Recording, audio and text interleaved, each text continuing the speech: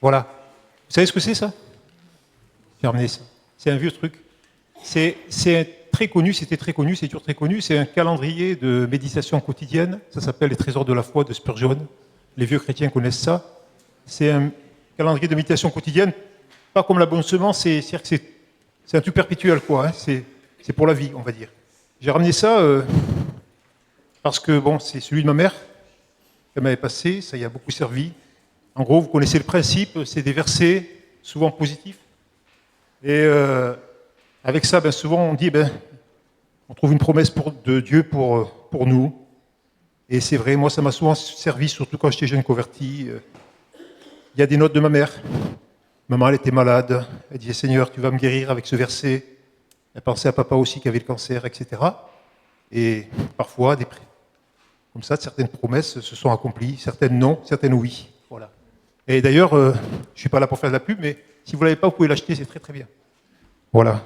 Et les deux meilleurs calendriers que je connaisse dans ce domaine, c'est Les Trésors de la foi de Spurgeon et Courant d'eau dans le désert de Kauman. Ils sont excellents tous les deux, ils valent leur prix, mais comme c'est pour la vie, c'est pas cher. Voilà. Alors, la Bible... Alors, le problème avec ces petits calendriers, c'est quand on se nourrit que de ça. C'est bon les bonbons, c'est bon les gâteaux, mais que des gâteaux, c'est pas bon. C'est exactement ça. D'ailleurs, Spurgeon, dans son introduction, dit ça doit vous servir d'apéritif et vous motiver à lire la Bible complètement. Et c'est vrai que parfois, nous chrétiens, surtout, on aime bien prendre dans la Bible ce qui nous intéresse, ce qui nous arrange. Alors, vous savez, je vais vous raconter une petite histoire rapide, mais vraie. Je ne sais pas si vous connaissez, dans l'histoire des États-Unis, il y a un monsieur qui s'appelait Thomas Jefferson. Thomas Jefferson, c'est celui principal rédacteur de la Déclaration d'indépendance des États-Unis, et c'est le 3e président des États-Unis. Et après sa mort, on a trouvé, dans l'héritage, longtemps après sa mort, il avait confectionné une Bible maison. Vous savez ça, vous? On appelle ça la Bible de Thomas Jefferson. C'est-à-dire qu'il avait pris en gros le Nouveau Testament, il avait pris plusieurs Nouveaux Testaments, il avait pris une paire de ciseaux, il avait pris de la colle, puis il a enlevé tout ce qui le dérangeait. Donc il a découpé pratiquement tout ce qui concernait les miracles, tout ce qui concernait le surnaturel et tout ce qui concernait la résurrection de Jésus et sa divinité, et ça s'appelait « Vie et morale de Jésus de Nazareth ». Et ce petit livre, quand on l'a retrouvé, le Congrès des États-Unis, le Congrès américain, a trouvé que c'était intelligent de le publier aux frais du contribuable. Et entre 1904 et 1950, tous les membres du Congrès avaient un exemplaire gratuit de la Bible de Thomas Jefferson. Alors, le thème de mon message ce matin, c'est « Dieu m'a promis ». Dieu m'a promis, mais point d'exclamation et point d'interrogation. Vous avez vu? Je n'ai pas fait une erreur. Dieu m'a promis, mais est-ce que Dieu m'a promis? Dieu m'a promis, mais est-ce que Dieu m'a vraiment promis? Alors, vous voyez, le plan c'est simple. Dans la Bible, il y a des promesses pour aujourd'hui, il y a des promesses pour tous, il y a des promesses pour certains, et il y a des promesses pour moi en Jésus. C'est un peu comme un problème de courrier. Je pense que si vous envoyez un courrier à votre amoureux ou amoureuse, vous n'aimerez pas que quelqu'un d'autre le lise. Il ne faut pas se tromper de destinataire. Et puis, quand on lit un courrier, il ne faut pas se tromper sur le sens des mots. C'est un peu ça, parce que la Bible, c'est une lettre d'amour envers nous. Mais il faut être sûr que cette lettre s'adresse à nous, la Bible s'adresse à nous, mais tout ce qui est là-dedans s'adresse à moi dans mon instant présent, etc. Et que j'ai bien compris ce qui est écrit. C'est juste ça. Alors, des promesses pour aujourd'hui. Pourquoi je dis ça? Parce qu'il y a deux... Là, je ne vais pas lire la Bible pour l'instant. C'est drôle, hein, je parle de la Bible, je ne lis pas la Bible. Je ne sais pas si je suis très très bien. J'espère que vous ne me lapiderez pas. C'est un peu inquiétant. Peut-être que je vais vous parler de la Bible sans jamais lire la Bible. Et il y a deux extrêmes actuellement dans le mouvement chrétien. Il y en a plein d'autres. Mais il y en a deux que j'aimerais citer. Il y a... Vous savez que la Bible, c'est l'Ancien, je dis ça pour ceux qui ne connaissent pas trop, l'Ancien et le Nouveau Testament. En fait, ça veut dire l'Ancienne Alliance et la Nouvelle Alliance. L'Ancienne Alliance que Dieu avait faite avec le peuple d'Israël, avec Moïse, les commandements, les 10 commandements, et la Nouvelle Alliance en Jésus. Il y a avant l'Alliance de Jésus, et après l'Alliance avec Jésus. Donc il y a l'Ancienne Alliance, Nouvelle Alliance. Toute la Bible est la parole de Dieu. Il n'y a pas une Bible plus inspirée que d'autres. L'Ancien Testament est inspiré de Dieu autant que le Nouveau Testament. Les paroles de Paul sont autant inspirées, je vais vous choquer, que les paroles de Jésus.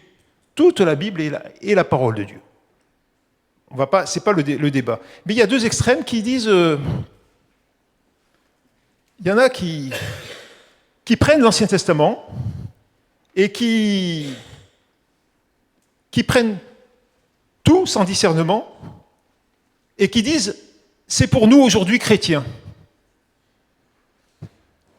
Dans l'Ancien Testament, souvent, principalement, quand Dieu bénissait, il disait je vais te bénir, tu vas être prospère.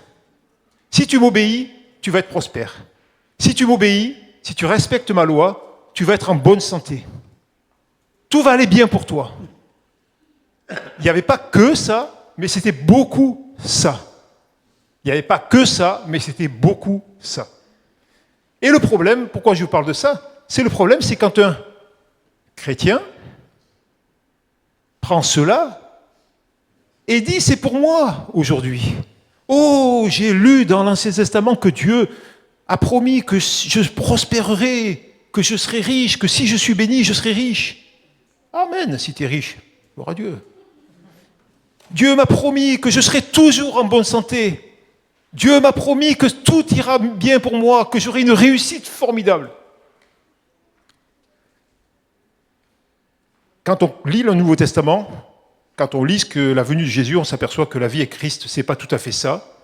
Si c'était vrai, Jésus aurait raté sa vie, puisque il était un ouvrier, charpentier, qu'il était très pauvre, qu'il était soutenu par quelques personnes, dont des femmes, et qu'il est mort misérablement comme un esclave sur une croix. Donc Jésus ne remplit pas le critère de cet évangile de prospérité. Donc apparemment, Jésus n'est pas digne de cet évangile. Bien sûr que l'Ancien Testament n'est pas du tout à rejeter, mais il faut le lire au travers du Nouveau Testament comme règle. On ne peut pas parler de ça ce matin longtemps parce que ce n'est pas le moment, on n'a pas le temps. Mais vous comprenez ce que je veux dire? C'est juste que il faut rester dans le bon équilibre, l'Ancien Testament, et pour aujourd'hui, des promesses pour aujourd'hui, les promesses que je lis dans le Testament sont pour aujourd'hui, mais à travers le prisme chrétien, à travers la doctrine du Nouveau Testament. Je ne peux pas aller plus loin parce que je n'ai pas le temps. Un autre extrême, c'est bizarre comme ça, c'est qu'il y en a qui vous disent, ben voilà, l'Ancien Testament, tout ce qui est de l'époque de Moïse, c'est pour aujourd'hui, y compris, par exemple, si je lis que faut pas manger du cochon, ah ben oui, il faut pas manger du cochon, mais non, mais avec Jésus, c'est différent. Je vais faire la parenthèse. Et il y en a qui disent, ah mais dans le Nouveau Testament, c'est pas pour aujourd'hui. Certaines choses du Nouveau Testament ne sont plus pour aujourd'hui.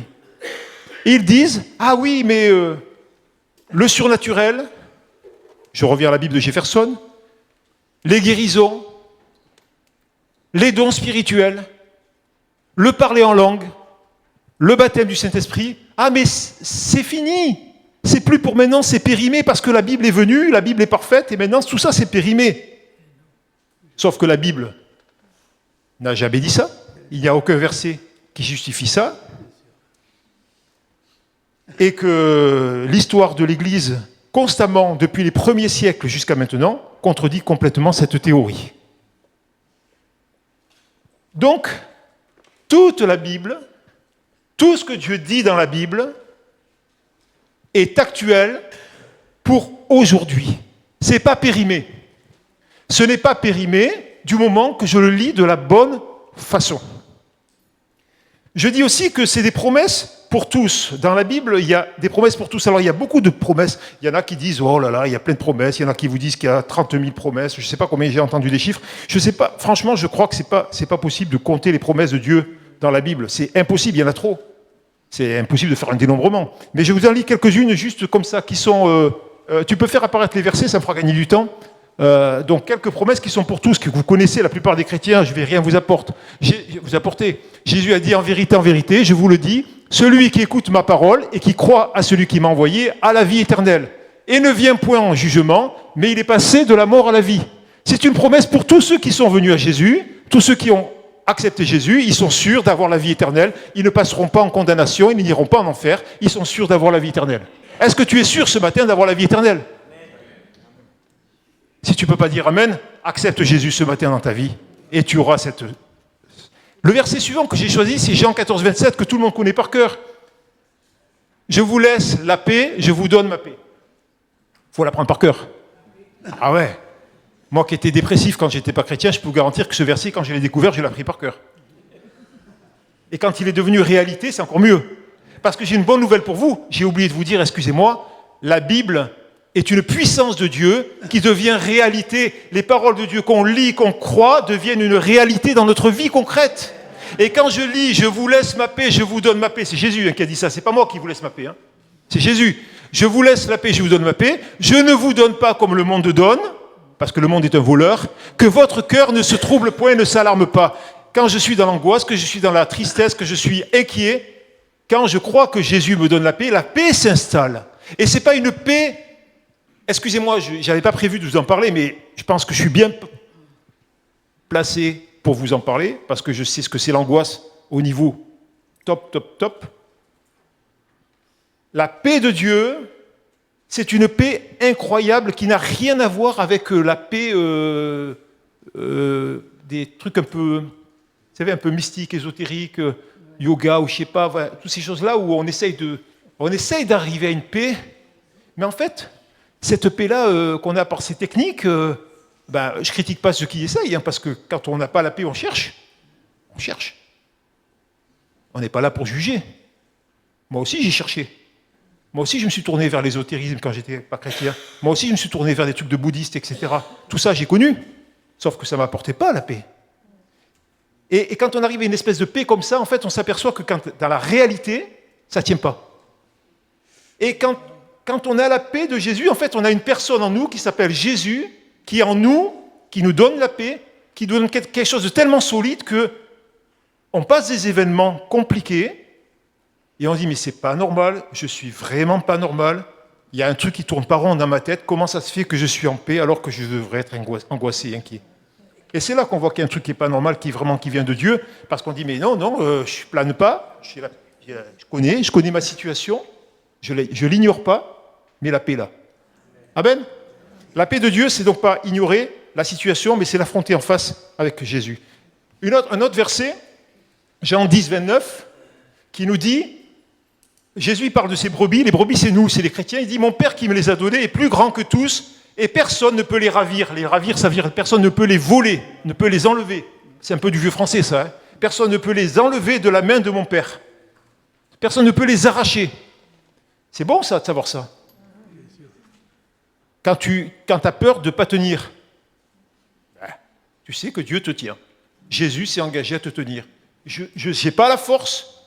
J'ai peur que le diable m'enlève. J'ai peur que mon péché m'arrache à la main de Dieu. Mais non, je sais que Dieu s'est engagé. C'est important ça. Quand on a fait alliance avec Dieu, on a dit Seigneur, je te donne ma vie. Mais vous savez que l'alliance, elle est réciproque. Dieu s'est engagé à me garder. Un autre verset qui nous dit, Jean 16, 33, Jésus a dit, ne vous inquiétez pas, tout ira bien dans votre vie et votre vie sera tapissée de pétales de rose. Et donc, comme vous n'aurez pas de problème, je vous promets la paix. Il a dit ça?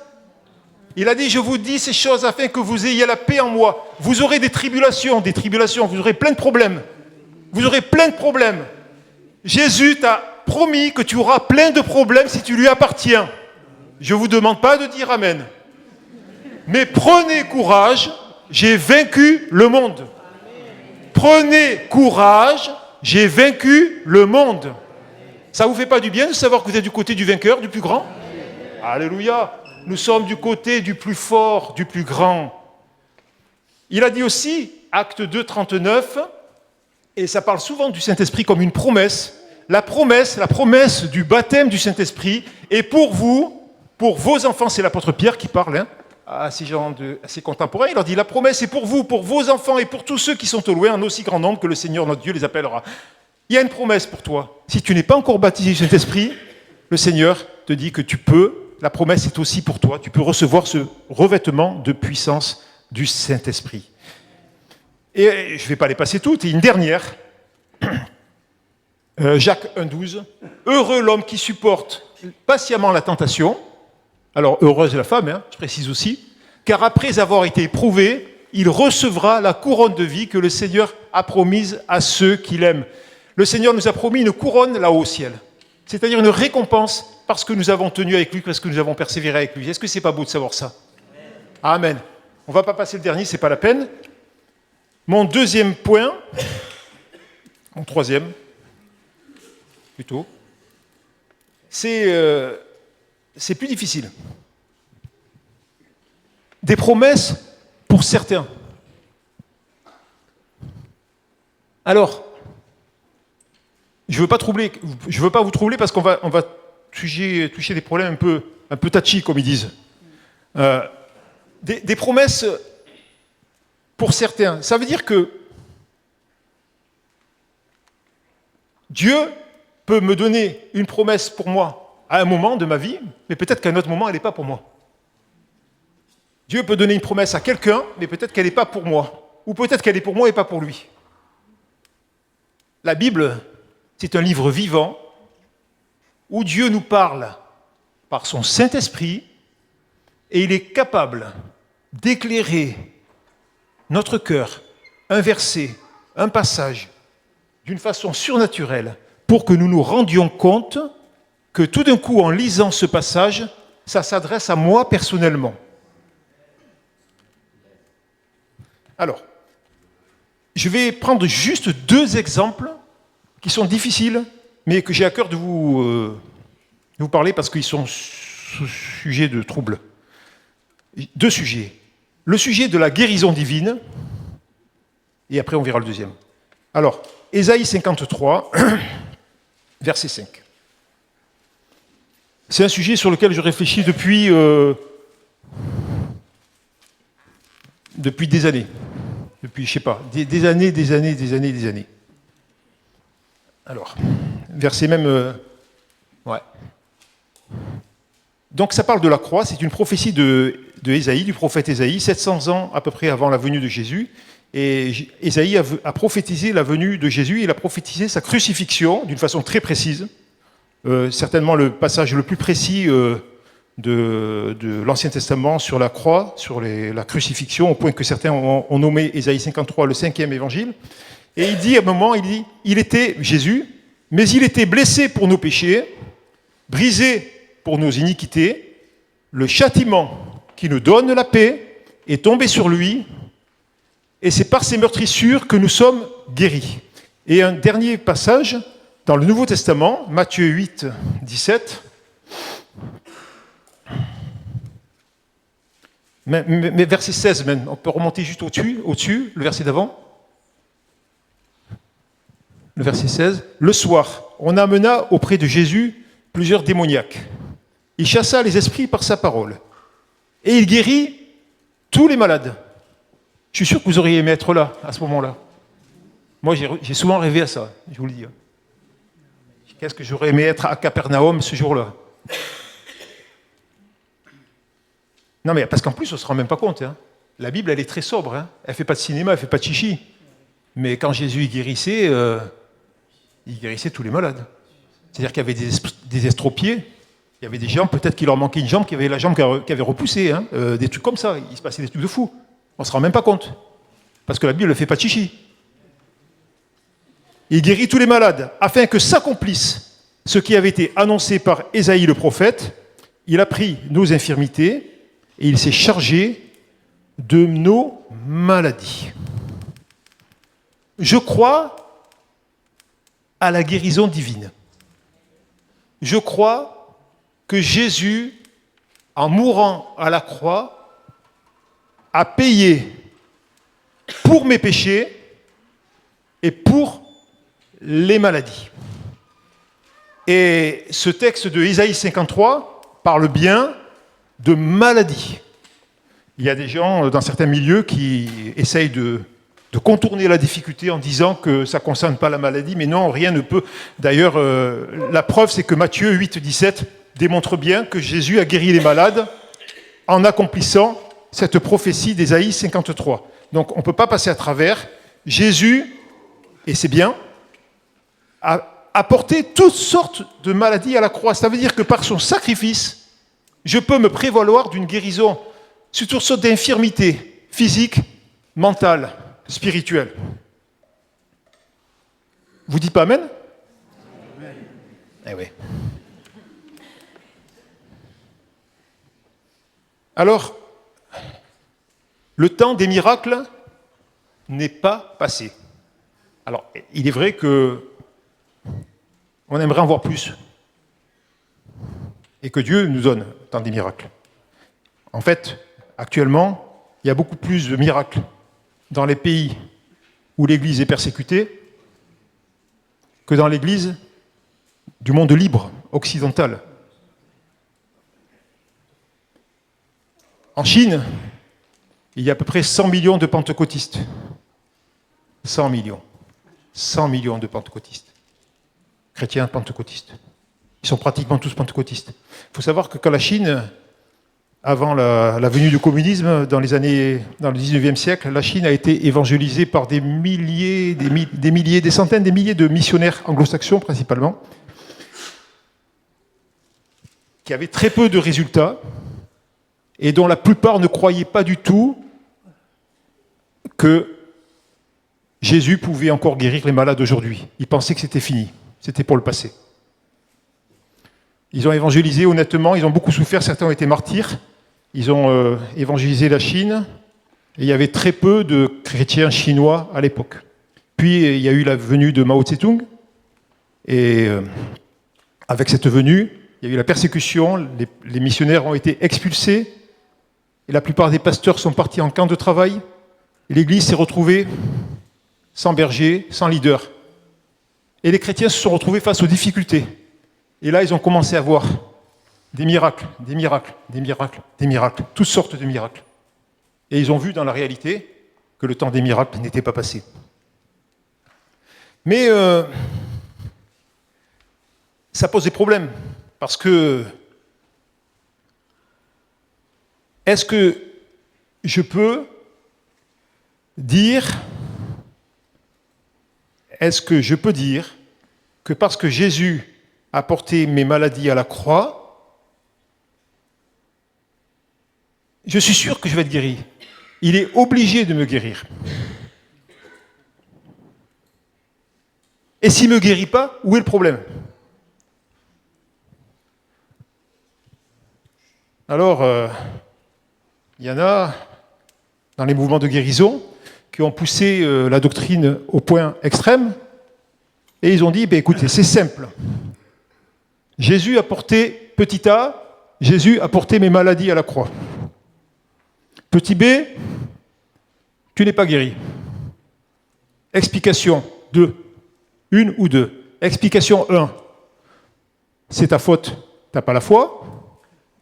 Explication 2. Je ne me rappelle même plus.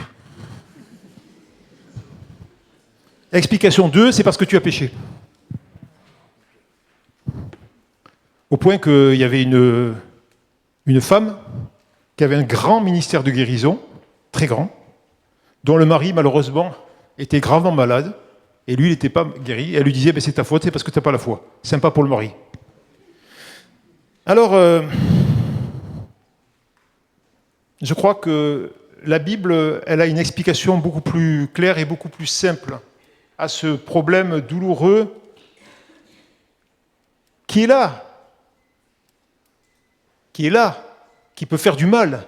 On n'est pas là, on ne parle pas dans la théorie, on parle dans la pratique. Vous avez des chrétiens qui sont malades, et certains, ils vont être culpabilisés parce qu'ils ne sont pas guéris. Or, la Bible parle de gens qui sont, même dans le Nouveau Testament, qui n'ont pas été guéris.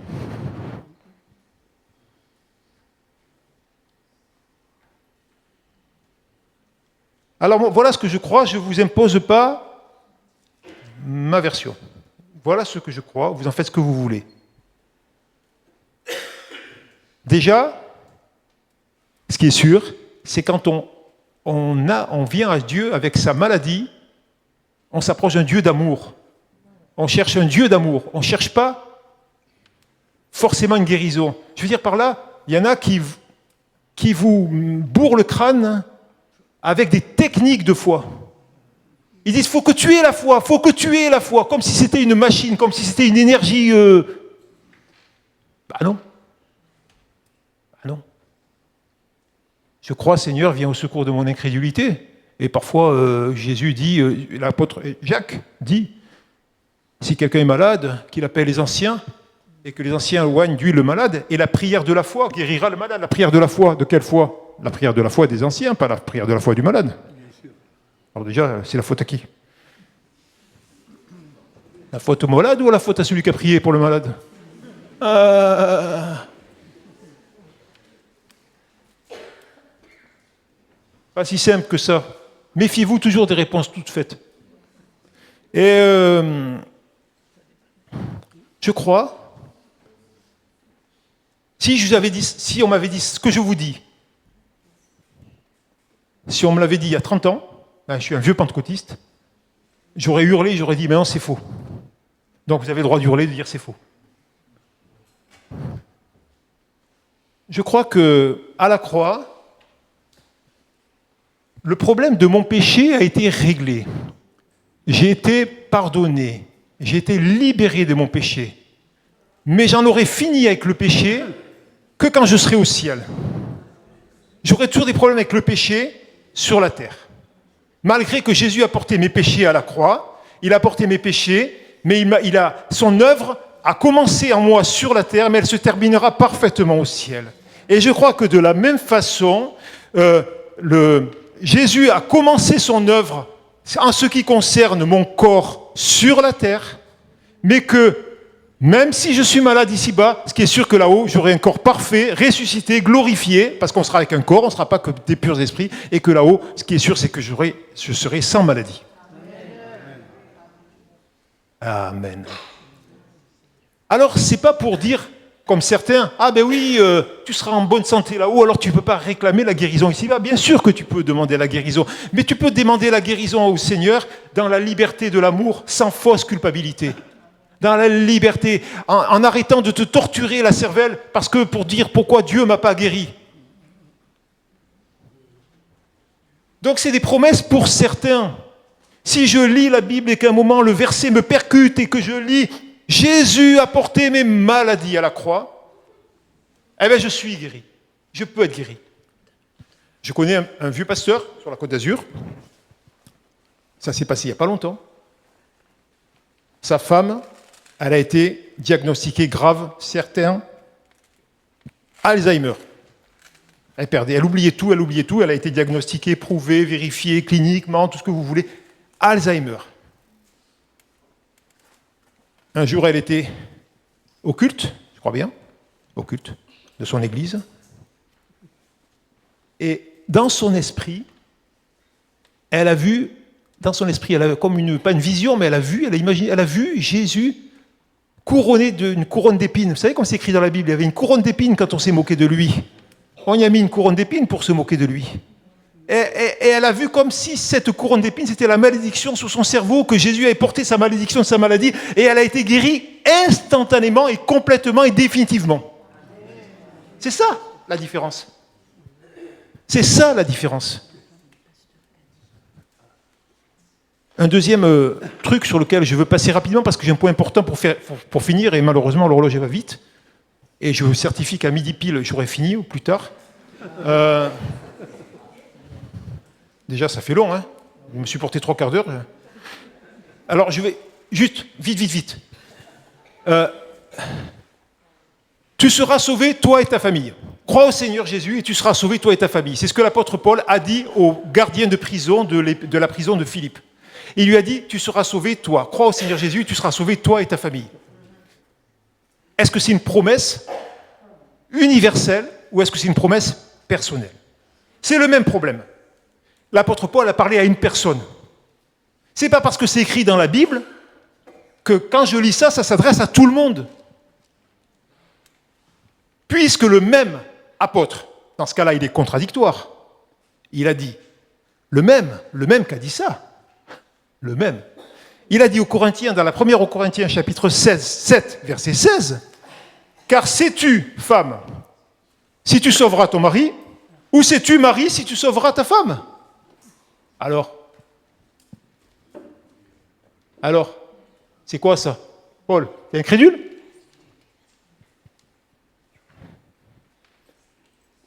Si le Saint-Esprit, je lis, crois au Seigneur Jésus et tu seras sauvé, toi et ta famille. Si par la puissance du Saint-Esprit, quand je lis ce verset, le Saint-Esprit l'applique à mon cœur et que je crois que ça me concerne, alors oui, ça va se réaliser. Oui, Dieu va se saisir de ce verset comme une force, parce que la Bible est la parole de Dieu et l'épée de l'Esprit. Dieu va se servir de ce verset, il va percuter, il va faire que je vais voir le salut dans ma famille. Mais il faut que ce qui a été pour quelqu'un s'adresse à moi personnellement par la puissance du Saint-Esprit. Et il ne faut pas confondre. C'est pour ça que, frères et sœurs, c'est très important de lire toute la Bible dans son contexte complet, historique. Quand les amis de Job ont parlé à Job, ils ont dit plein de bêtises. Et pourtant, Dieu peut se servir de certaines paroles des amis de Job pour me parler. Parce que hors du contexte de Job, peut-être que c'est une bonne parole pour moi. Vous comprenez ce que je veux dire? Et je termine vraiment, parce que ça j'ai à cœur de vous le dire. On va le lire. Alors on va le lire dans la version du Semeur, parce que c'est un verset un peu compliqué à lire Il est un peu compliqué en grec. Alors moi je ne parle pas grec. 2 Corinthiens chapitre 1er, verset 7. Donc je disais des promesses. On a dit, alors vous vous rappelez le plan? Ouais.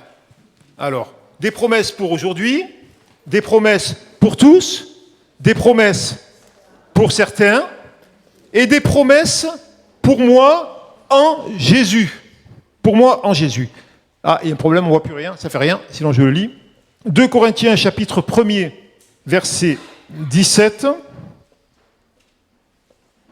L'apôtre Paul parle aux Corinthiens, voilà, je prie dans la version des Semeurs.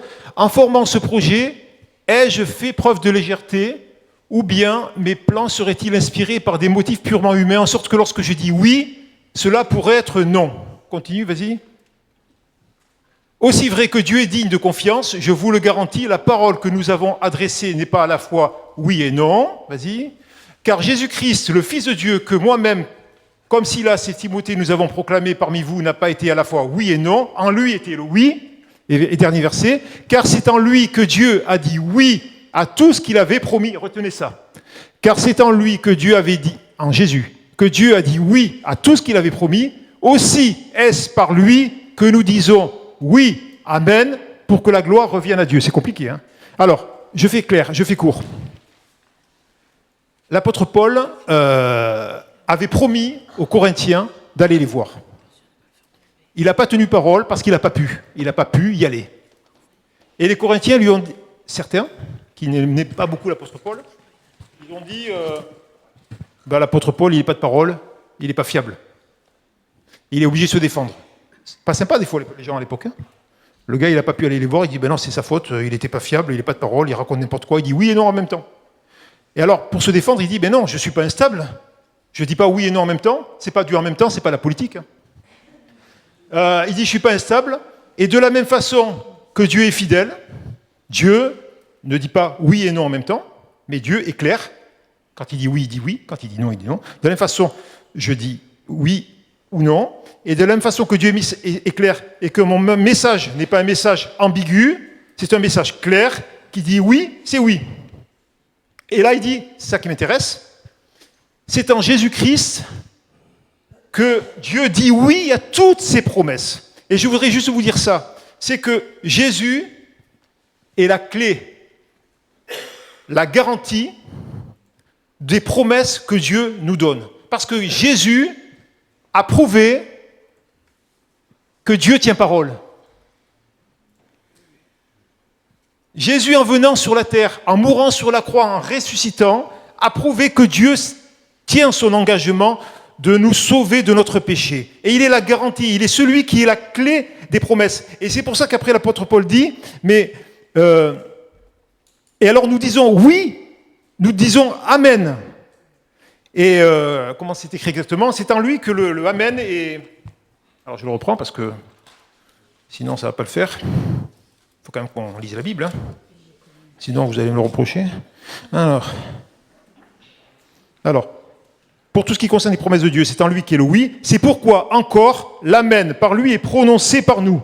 Voilà. Ou enfin aussi, est-ce par lui que nous disons oui, amen, pour que la gloire revienne à Dieu. C'est pareil. Voilà. Donc, nous disons amen. Et ce mot amen, qui est un mot hébreu, exprime une idée de fermeté, une idée de solidité, une idée de certitude, une idée de solidité. Ça veut dire que je l'ai marqué quelque part, parce que ça m'a touché, ça m'a frappé ce truc-là.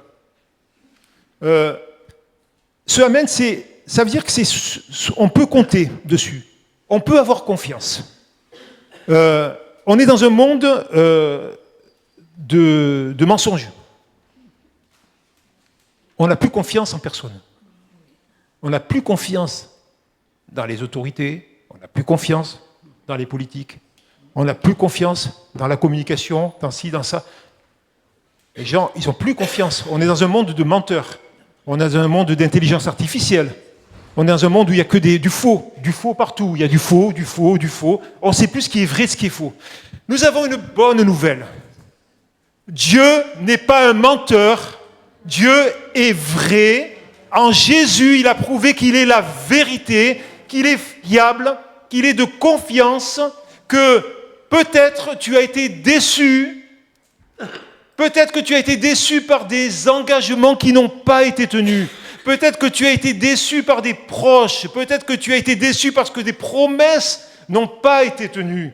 Peut-être que moi-même j'ai déçu quelqu'un parce que j'ai dit quelque chose que je n'ai pas fait, parce que je ne suis qu'un être humain. Nous pouvons décevoir les autres. Nous pouvons perdre confiance. Et ça a un effet dévastateur. Quand la confiance est cassée, il y a les divorces. Il y a la haine, il y a l'incompréhension. Il faut, dans un mariage, il faut peut-être 20 ans, 30 ans pour construire une confiance. Et il faut 5 minutes pour casser tout. Dieu est un Dieu solide. Il est fiable, il n'a jamais menti. La Bible est la parole de Dieu, elle est la vérité. Jésus, il a dit, je suis le chemin, la vérité et la vie. Et Jésus, dans l'évangile de Jean, 25 fois, il a dit « en vérité, dans l'hébreu, Amen, Amen. Ça veut dire « je suis sûr, je vous garantis ». C'est comme si c'était signé avec son sang. Jésus a signé avec son sang à la croix. Quand il a versé son sang, il a dit « je te certifie que je te garde. Je te certifie que mes promesses, elles vont s'accomplir dans ta vie. » Alors maintenant, qu'est-ce que je dois faire? C'est-à-dire, je dis moi, Amen. C'est par lui, par Jésus que nous disons oui, Amen. Il y a le oui de Dieu pour des promesses pour toi. Promesses de salut, promesses de guérison, promesses de délivrance, toutes sortes de promesses qu'il y a dans la Bible. Il faut lire la Bible. Après, face à ces promesses, moi je dois dire oui, Amen. Seigneur, toi tu dis, en disant Amen, tu dis, ça sera ainsi. Et moi en disant Amen, je dis, qu'il en soit ainsi. Toi, tu dis, Dieu dit de son côté, Je te garantis que ça va se faire. Et alors moi je dis Amen, Seigneur, je suis d'accord avec toi. Que ça soit comme tu l'as dit dans ma vie. Que ça soit comme tu l'as dit dans ma vie. Ne te décourage pas si les promesses ne sont pas encore accomplies. Si c'est vraiment une promesse de Dieu, elle s'accomplira. Si c'est une promesse que tu as cru que c'était de Dieu, mais, eh bien, efface. C'est pas Dieu qui t'a trompé, c'est toi qui t'es trompé. C'est pas grave. Ou quelqu'un qui t'a trompé. Mais quand ça vient de Dieu, c'est fiable. Seigneur, nous te remercions parce que à la croix, tu t'es engagé. À la croix, tu as dit oui, amen. Tu as dit oui, amen. Je suis d'accord avec la volonté de mon Père. Et tu as dit maintenant, je m'engage pour mes enfants. Je m'engage à ce que ma parole s'accomplisse dans leur vie. Alors nous te louons, Seigneur. Nous voulons nous aussi te dire amen, Seigneur. Oh, Seigneur, nous sommes d'accord avec ton programme dans notre vie, Seigneur. Nous voulons que ton plan s'accomplisse dans notre vie, Seigneur. Alors nous sommes d'accord avec toi, Seigneur, que ta volonté se fasse, quel qu'en soit le prix, au nom de Jésus. Amen.